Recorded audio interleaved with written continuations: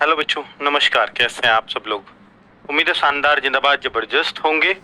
आज मैं UP police की रेडियो ऑपरेटर की जानकारी देने आया हूं। बहुत दिनों बाद ऐसा लगता है कि भर्ती बोर्ड ने कुछ किया है, या मैं कहूं कि एक नोटिस ही निकाला है। भले ही वो बहुत बड़ा काम तो नहीं है, पर हो सकता है बैकएंड पे बहुत सारी चीजें चल रही हों, क्योंकि ये बार बार टेंडर का नोटिस जारी करते हैं। कोई भी कंपनी इंटरेस्ट नहीं दिखाती है, और फिर इनको वो अपनी क्लोज करनी पड़ती है डेट, कि भैया 31 मई लास्ट डेट बोली है, तो 31 मई को डेट क्लोज। किसी कंपनी का कोई फॉर्म नहीं आया। अगर एक का आया तो भी इनको टेंडर कैंसिल करना पड़ता है, क्योंकि टेंडर का नियम ही यह है कि कम से कम 2 कंपनी का आना चाहिए, तभी हम चॉइस कर सकते हैं। यानी टेंडर में टेंडर का मतलब क्या होता है, आप सबको मालूम होगा कि हम ये एग्जाम कराना चाहते हैं। इस एग्जाम को इतने बच्चे टेस्ट में बैठेंगे, इतनी वैकेंसीज हैं, इंटरेस्टेड हैं, और ये काम कर सकते हो, तो अपना अपना इंटरेस्ट जाहिर करो एक फॉर्म भर के। वही टेंडर है, और उसमें फिर उनसे लिया जाएगा कि आप जो है कितना इसका शुल्क लोगे।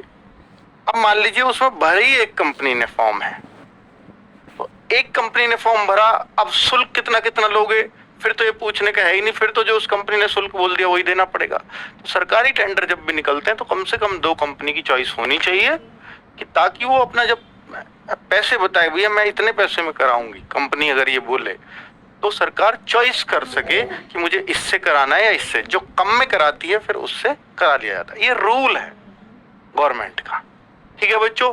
पर यहाँ पर टेंडर भरने वाली एक कंपनी तक नहीं मिल रही है। उसका कारण बहुत सारे हो सकते हैं, जिसका मैं वीडियो में जिक्र भी करूंगा आगे, ठीक है। यूपी पुलिस रेडियो ऑपरेटर, बच्चों ये एक नोटिस आया है, जिस वजह से आप में थोड़ी सी ऊर्जा आ जानी चाहिए, क्योंकि जब कुछ भी अपडेट नहीं मिल रहा है तो कम से कम कुछ तो अपडेट है ही है। और ये बहुत कुछ अपडेट है जो बहुत कुछ ऊर्जा दे सकता है आपको।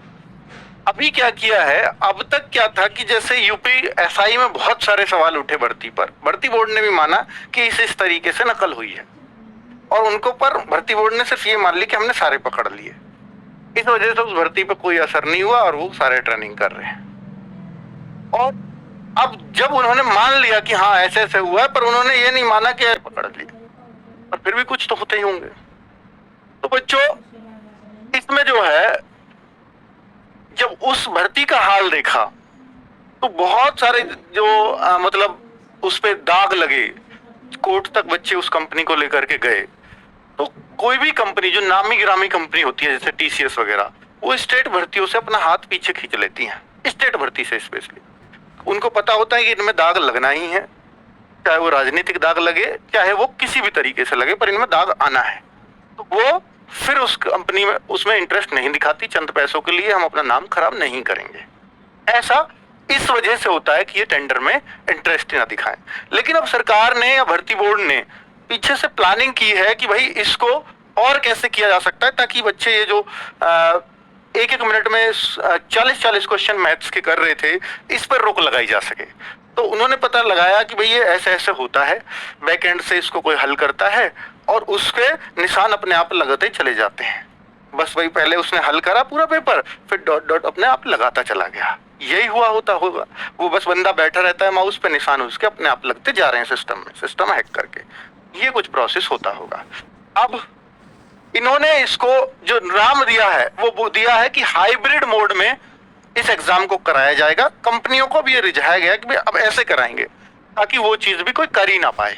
उस चीज का करने का क्या मतलब था कि भाई आपके सिस्टम में निशान अपने आप लग रहे हैं, सिस्टम हैक हो गया। अब क्या होगा कि भाई वो ना तो वो फोन करने की जरूरत होती थी उसमें, ना माइक्रोफोन, कुछ यूज नहीं करना, उसको सिस्टम हैक किया, अपने आप निशान लगा दिया, सबमिट कर दिया, बच्चे का तो भला हो गया, ठीक है, उसका पेपर कर दिया।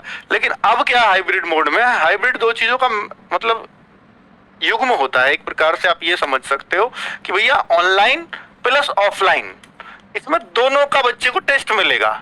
यानी ऐसा नहीं है कि हम ऑनलाइन से वापस ऑफलाइन पे आ जाए, ऐसा तो नहीं करा सकते। ऑफलाइन में बहुत सारे तरीके होते होंगे, तभी वे ऑनलाइन की तरफ शिफ्ट हुए हैं।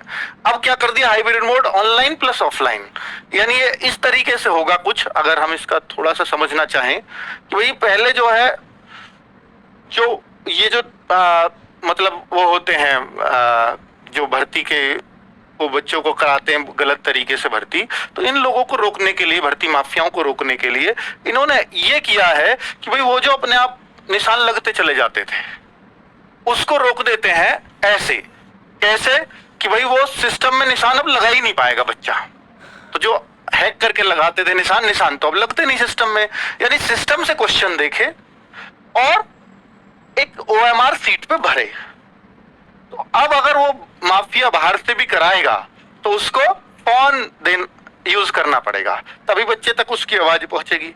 तो इसका मतलब उसका ये हैक वाला सिस्टम तो रुक गया, क्योंकि निशान लगाने का ऑप्शन ही नहीं है सिस्टम में। ठीक है, तो इस तरीके से कुछ रोका गया है। तो ये हाइब्रिड मोड शायद काफी हद तक लगाम लगा पाए, ऐसा भर्ती बोर्ड का मानना होगा। ठीक है।